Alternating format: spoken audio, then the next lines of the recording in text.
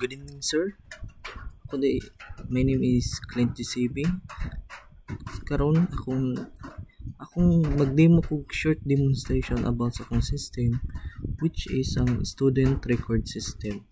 First and foremost, syempre buhatag file sa atong system. Akong gipangalan sa akong system sa akong title sa system, which is ang student record system. So ang unang buhaton, ang kining akong system is gihimo gamit ang Java out is standing for abstract window toolkit. Na siya'y duha ka bahin ang aning akong system, which is ang login form. Kini ang login form diri mag login gamit ang username o password. Then sa pagkaduhang part sa akong system is ang main system. Diri mahimo ang pag-add sa student, update, delete sa imong profile, sa imong management system para mas ma-organize or madali makita ang imong record sa isa ka estudyante. Tapos na siya'y transaction logs. So kung gigamit nga event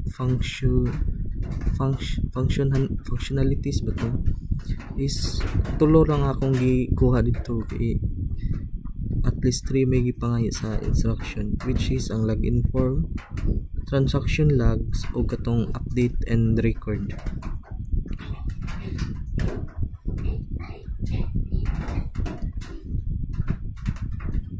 Din sa login form diha nakapaloob ang username. Wait lang, so atong i-run. Then mo ning login form na ko. Then there is login form. Akong username dire is giset na sa system og admin. Tapos ang akong password is 1234. Kung sakto siya, successfully mulag madto sa main system. Pero og sayo dili siya mo like butyan ako og 77. Like og sayo inani nimo pop up nga message. Nani nga message? Kung sayo pang password or ang username. Then click OK. Then type na to ang correct na password, 1234. Mali 1234 12. Then muna akong simple system, inanergid siya kagamay. Then dire sa student name, syempre ang pangalan sa estudyante, sample James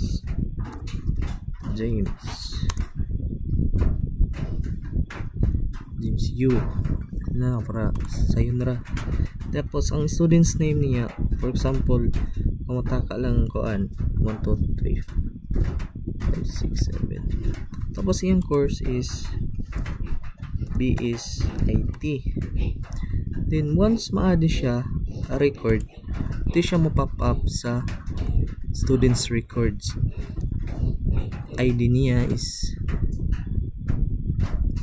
yung dire sa student record, din siyang pop up sa this display areas. Yung James U, yung course is IT. Tapos sa transaction logs, dire mo makita ang history kung when siya nag-login o yung makita nimo kung kano sa po siya mag-update. Then kung kibali mag-update kag record there's a system, like for example si James U mobalhin og course di siya sa base IT, so magbutang kag record kanya James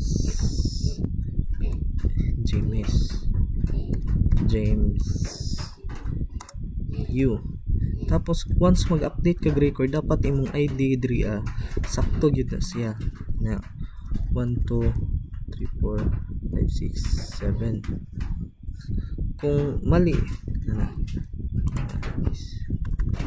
ato lang siya ikon is Abby.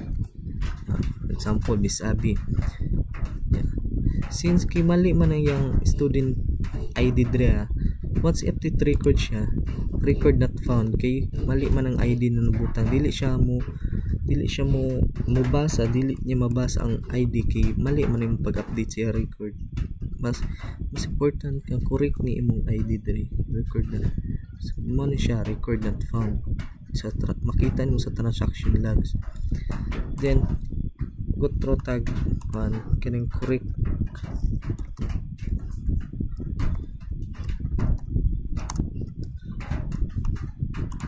niya ID atong ibutang.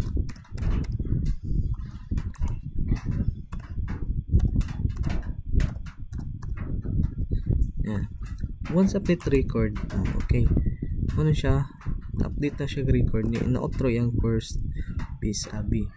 So na dire nakita dahil sa transaction logs kung na-update na niyang record diri. So kaning yung purpose aning clear fields diri ano yung purpose para madali easy to erase ng tanan clear. Tapos 3 easy to erase ng tanan. Ano siya yung purpose sa iyang clear. Then sa delete all the records diri mga wala siya kung i-delete nimo imong kung nakay gusto i-delete sa isang estudyante, like delete all, deleted all records para patagkaan. So inaturo ang flow sa system.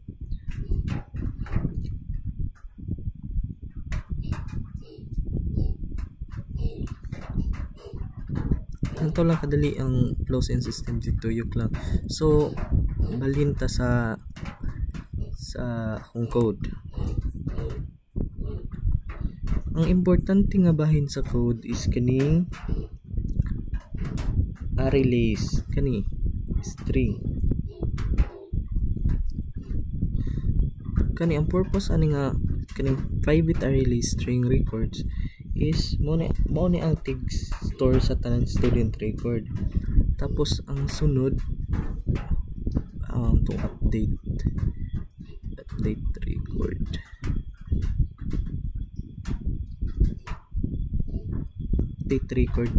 Update record.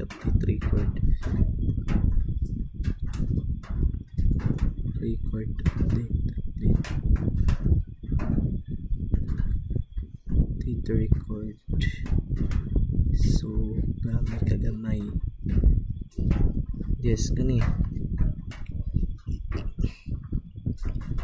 There's update record area. Kani siya diri mo ang ni mo refresh sa record sa iyang display.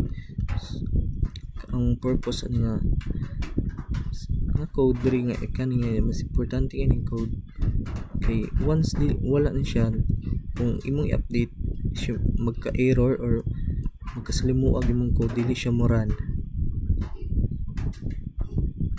Then katong sa log string, where is the log string?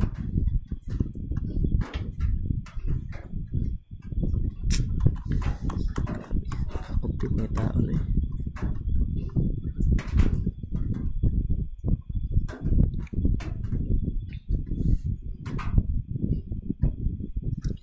yun lang tamo na kanilang itong i-login form diri sa login form ta mag-own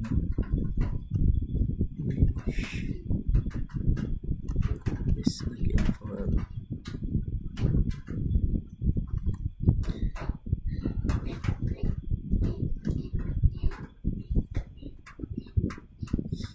Pwede login form mo na siya kung sa IR IR2 manata. IR2 mo ni siya nga code ka sa akong sa IR2 ako ang gipili nga field.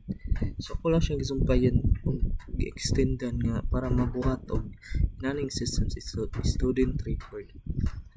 Mo ni ang login form out mo ni ang nagdala sa login window. Tapos ang kaning sa main, tapos ang sa main nga code dito magsugod ang program ipakita ang login form. So mo ni purpose ako sa mora ni ang pinaka-importanting bahin sa code, and there is mga style, there is style niya, frame rate niya, mga fonts, mara to sir. Nato lang ka simple ang akong system nga nabuhat ko karon, and I hope